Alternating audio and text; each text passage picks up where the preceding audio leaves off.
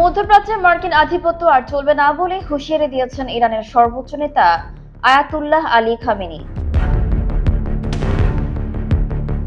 Donald ট্রাম্পের মধ্যপ্রাচ্য সফর এবং আক্রমণাত্মক বক্তব্যের জবাবে এক বক্তৃতায় খামেনি বলেন, যুক্তরাষ্ট্রকে অবশ্যই এই অঞ্চল থেকে বিদায় নিতে হবে এবং একসময় তারা বাধ্য হয়ে যাবে। তার এই বক্তব্যে মধ্যপ্রাচ্য জুড়ে যুক্তরাষ্ট্র বিরোধী মনোভাব আরও জোরদার হওয়ার ইঙ্গিত মিলেছে।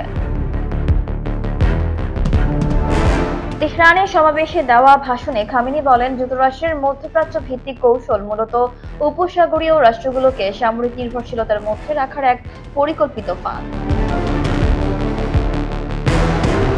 মধ্যপ্রাচ্যের জনগণের প্রতিরোধী একদিন যুক্তরাষ্ট্রকে বিতাড়িত করবে বলে আশা করেন তিনি। খামেনির এই বক্তব্য ইঙ্গিত দেয়, ইরান শুধু রাজনৈতিকভাবে নয়, আদর্শিকভাবেও আমেরিকান প্রভাবের বিরুদ্ধে অবস্থান নিচ্ছে। দ্বিতীয় মেয়াদে প্রেসিডেন্ট হিসেবে দায়িত্ব নেওয়ার পর ডোনাল্ড ট্রাম্প প্রথমবারের মতো মধ্যপ্রাচ্য সফর করেন। সৌদি আরব, কাতার ও আমিরাত সফরে তিনি বহু ট্রিলিয়ন ডলারের সামরিক ও বাণিজ্যিক চুক্তি করেন এবং ইরানের বিরুদ্ধে তেল রপ্তানি শূন্যে নামিয়ে আনার হুমকি দেন। ট্রাম্পের এই সফরকে রাজনৈতিক নাটক হিসেবে ব্যাখ্যা করেন খামেনি। তিনি বলেন, ইরানকে নিয়ে করা মন্তব্য এতই নিচু স্তরের, সেগুলোর উত্তর দেওয়ারও প্রয়োজন পড়ে না। খামেনি আরো বলেন, ট্রাম্প বলছেন তিনি শান্তি চান, অথচ গাজায় রক্তপাত ও সংঘাত উস্কে দিচ্ছে তার প্রশাসন। যুক্তরাষ্ট্রকে সন্ত্রাসের পৃষ্ঠপোষক আখ্যা দিয়ে বলেন, যেখানে তারা আগুন লাগাতে চায় সেখানেই আগুন জ্বলে ওঠে। নিজেদের সশস্ত্র গোষ্ঠীগুলোর মাধ্যমে তারা সংঘাত ছড়িয়ে দেয়। ইসরায়েলকে আবারও এই অঞ্চলের অশান্তির মূল উৎস উল্লেখ করে খামেনি বলেন, ইহুদিবাদী শাসন ব্যবস্থা একটি ভয়ঙ্কর ক্যান্সার।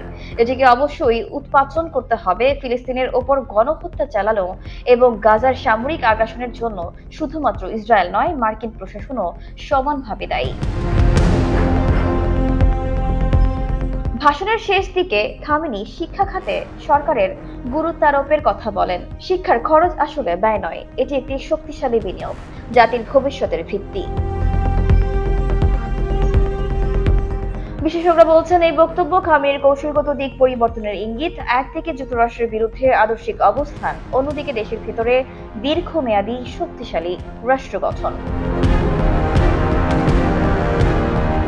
মধ্যপ্রাচ্য এখন পরিবর্তনের দিকে এগোচ্ছে।